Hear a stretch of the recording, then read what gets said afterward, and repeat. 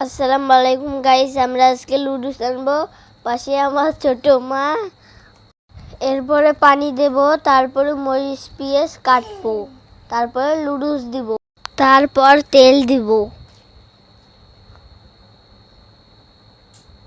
তেলের মধ্যে যে মরিচ পেঁয়াজ দেব,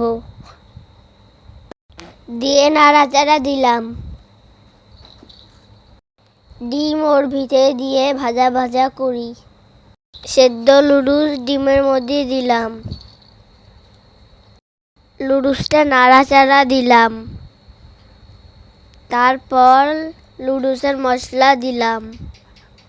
তারপরে নাড়াচাড়া দিলাম।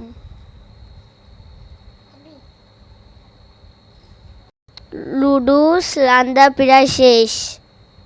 এই যে হয়ে গেছে, নামালাম। এখন খেয়ে দেখবো কেমন হয়েছে।